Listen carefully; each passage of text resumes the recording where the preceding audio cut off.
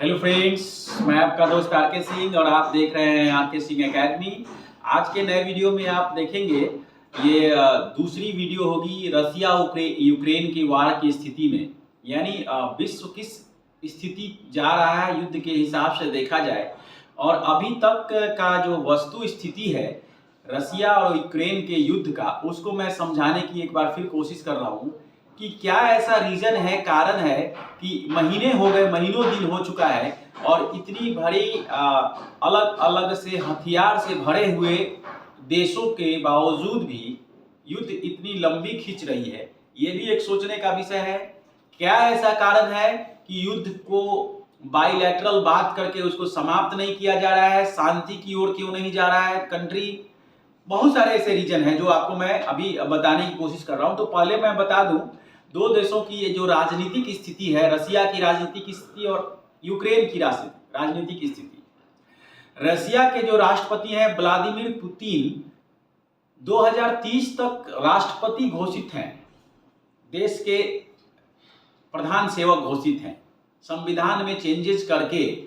लेकिन आज भी रसिया में ऐसा बहुत सारा खेमा है जो व्लादिमीर पुतिन से खुश नहीं है।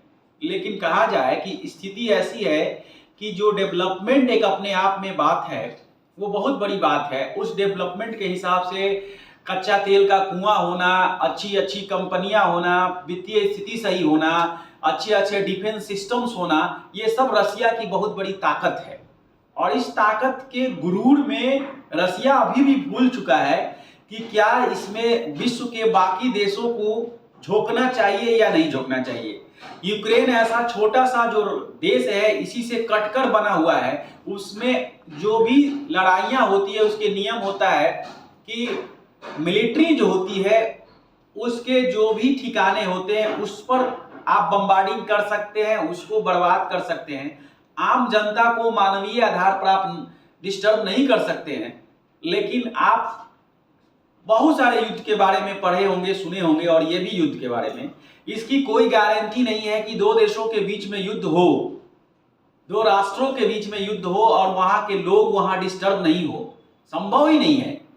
यूक्रेन से लाखों की संख्या में लोग पलायन होकर दूसरे कंट्री में जा रहे हैं, गए हैं, क्योंकि उनके घर बार सब क्षतिग्रस्त हुए हैं। रेडियो स्टेशन यूक्रेन का क्षतिग्रस्त हो चुका है।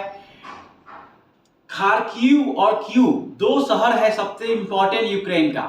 खार्किव को कहा जाए तो पूरी तरह से नष्ट कर दिया रसिया ने, तो और टैंक के माध्यम से घुस करके। कीव वहां कैपिटल है, वहां पर व्लादिमीर जेलेंस्की जो यूक्रेन के राष्ट्रपति है वो भी एक अपने जिद पर अड़े हुए हैं।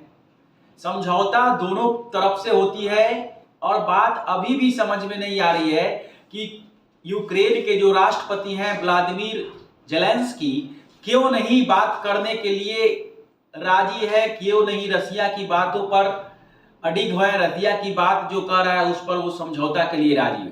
तो उसके पीछे की कहानी है नाटो। इसके पहले वीडियो में मैंने नाटो को समझाया था। नाटो है क्या? NATO North Atlantic Treaty Organization 30 देशों का एक समूह है, एक मिलिट्री शासन है, एक्शन है। और उसकी जो सदस्यता ग्रहण करने के लिए यूक्रेन में जो फोर्सफुली या कह सकते हैं आपको मदद के रूप में ऐसा सुझाव दिया नाटो ने यूक्रेन को कि आने वाले समय में रसिया तुम्हें बहुत डिस्टर्ब करेगा तो हमारे साथ आप मिल जाइए। स्थिति वही हुई और इसका पूरा श्रेय जाता है अमेरिका को।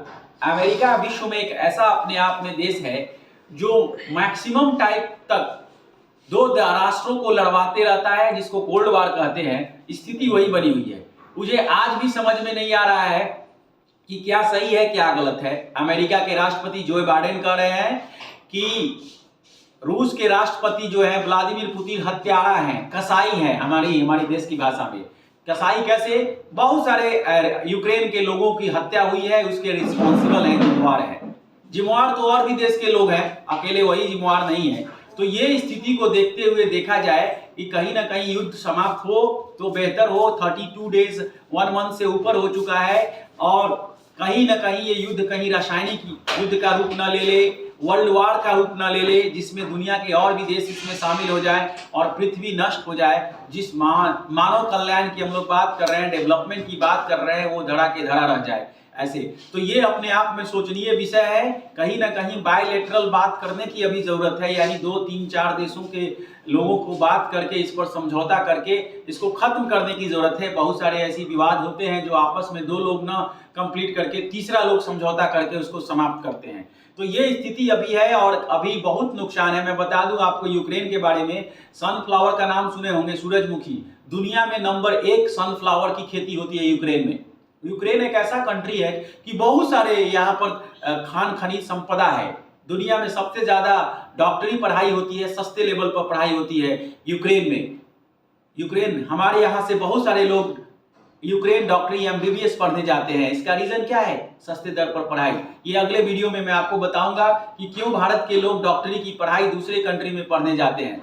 लेकिन आज वस्तु स्थिति समझने की जरूरत यह है कि जो देश है तीसरे देश के झांसे में आकर के अपने नागरिकों का बहुत नुकसान कर रहे हैं। रसिया भी बहुत नुकसान कर चुका है। आने वाला समय ऐसा ना हो कि रसिया भी एक 2 नए और राष्ट्र के रूप में विखंडित हो जाए। और मैं बता दूं कि विश्व के मानस पटल पर इतिहास में अमेरिका एक ऐसा राष्ट्र है, वो वही चाहता है कि रसिया आज से कुछ साल पहले 15 टुकड़ा में बटा है, अब एक और 2 टुकड़ा बन जाए उससे, जिससे कि वो और कमजोर हो जाए। यानी जितने टुकड़ों में आप बटेंगे उतने कमजोर होते जाएंगे, जिससे हमें शासन और प्रशासन करने में, हमें विश्व के पटल पर बात रखने में आसानी होगी। ये सबसे बड़ी बात चल रही है। इस बात को यूक्रेन नहीं समझ पाने के कारण आज मुझे ऐसा लगता है कि इसमें भारत को भी मध्यस्थता करने की जरूरत है, चाइना को भी मध्यस्थता करने की जरूरत है, दुनिया के और देशों को आगे आकर के इस युद्ध को समाप्त करने की जरूरत है मानवीयता के आधार पर। तो मुझे उम्मीद है कि आपको वीडियो अच्छा लगा होगा और आपको और कुछ शेयर करने की जरूरत है रसिया यूक्रेन के युद्ध के बारे में जानकारी, तो प्लीज कमेंट बॉक्स में शेयर करें। Thank you.